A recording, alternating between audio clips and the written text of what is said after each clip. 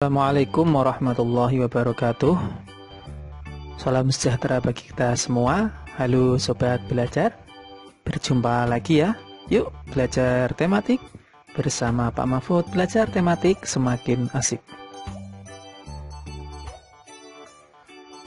Pada kesempatan kali ini nanti kita akan melanjutkan pembelajaran pada kelas 4, tema 5 pahlawanku, subtema 2 pahlawanku kebanggaanku. Kita sudah masuk ke pembelajaran yang ketiga.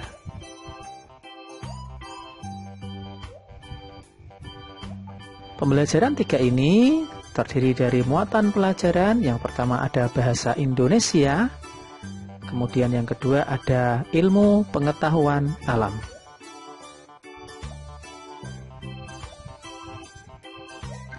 Selanjutnya untuk tujuan pembelajarannya, nanti sobat belajar bisa menyimak dan membaca sendiri ya pada layar.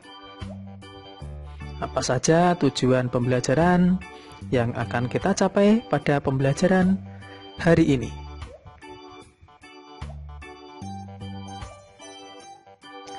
Langsung saja sobat belajar, kita mulai pembelajaran hari ini.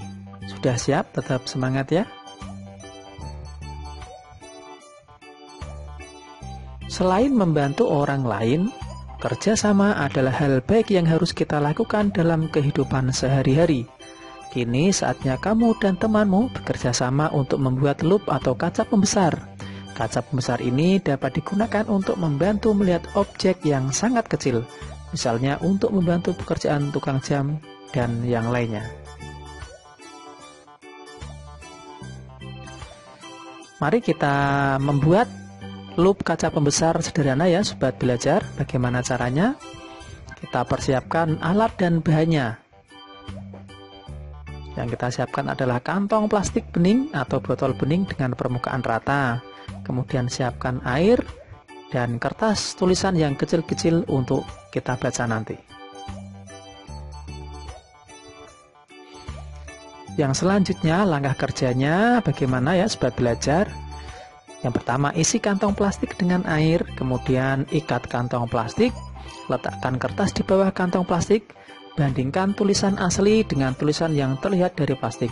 Ulangi dengan kantong plastik berukuran 1/5 kali lebih besar atau lebih kecil. Bandingkan hasilnya. Kalian bisa melihat gambar seperti itu ya cara membuatnya dan membacanya.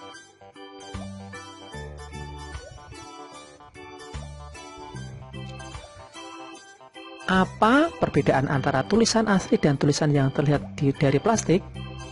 Nah, mestinya tulisan asli ukurannya sama, sedangkan tulisan yang terlihat dari plastik lebih besar dan lebih jelas.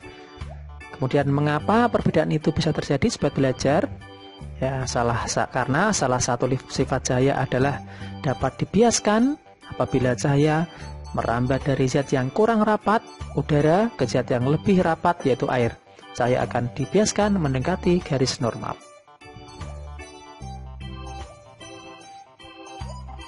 Nah, seperti biasa, mari kita buat laporan kegiatan percobaan ya, sobat belajar. Di judulnya apa? Ya betul, percobaan pembuatan loop sederhana. Kemudian tujuannya membuktikan cahaya dapat dibiaskan.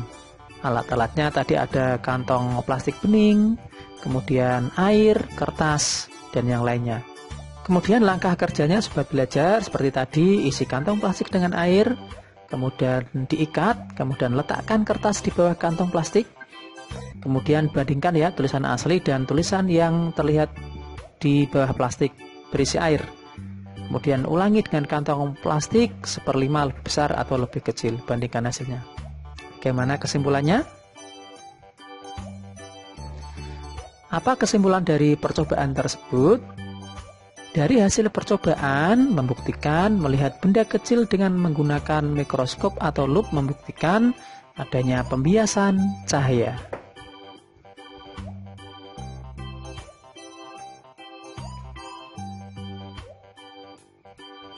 Kamu sudah belajar tentang Sultan Hasanuddin dan nilai-nilai kepahlawanannya. Kamu sekarang akan belajar nilai-nilai kepahlawanan dari Sultan Mataram, yaitu Sultan Agung. Sultan Agung memiliki peninggalan dalam bidang budaya, yaitu seni dan kalender Jawa. Peninggalan beliau ini mewarnai budaya masyarakat Jawa. Mari kita baca Sultan Agung, Sultan Besar. Sultan Agung adalah salah satu raja terkenal yang hidup pada masa Islam. Beliau adalah Raja Mataram. Sultan Agung memerintah antara tahun 1613 sampai 1645. Di bawah kepemimpinannya, Mataram berkembang menjadi kerajaan terbesar di Jawa dan Nusantara pada saat itu. Selain dikenal gigih melawan Belanda, Sultan Agung juga diketahui sebagai budayawan. Sultan Agung memberi perhatian besar pada kebudayaan Mataram.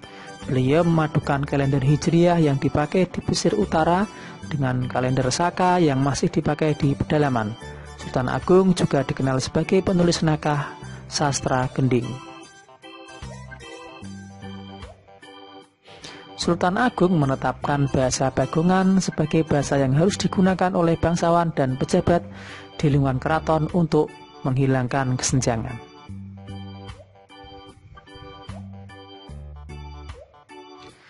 Perhatikan tabel berikut, isilah lebih dulu kolom sebelah kiri. Kamu bisa mengisinya berdasarkan teks yang kamu baca atau dari pengetahuan sebelumnya ya sobat belajar. Contohnya seperti berikut. Apa yang kamu ketahui tentang Sultan Agung? Nah, Sultan Agung adalah salah satu raja terkenal yang hidup di masa Islam. Ia adalah Raja Mataram. Sultan Agung memerintah pada tahun 1613 sampai 1645. Kemudian apa yang ingin kamu ketahui lebih lanjut tentang Sultan Agung? Sultan Agung Adi Prabu Hanyakarakusumo dilahirkan di Kota Gede, Kesultanan Mataram pada tahun 1593. Beliau meninggal di Karta, Pleret Bantul, Kesultanan Mataram pada tahun 1645. Beliau merupakan Sultan ketiga Kesultanan Mataram yang memerintah pada tahun 1613 sampai 1645. Di bawah kemenangannya, Mataram berkembang menjadi kerajaan terbesar di Jawa dan Nusantara. Atas jasa-jasanya sebagai pejuang dan budayawan, Sultan Agung ditetapkan sebagai pahlawan nasional. Nah, sobat belajar, demikian video pembelajaran kali ini. Kalian bisa mengunjungi channel dari Pak Guru jika ingin melihat video pembelajaran yang lainnya. Jangan lupa dukung channel ini ya dengan cara like, share, and subscribe.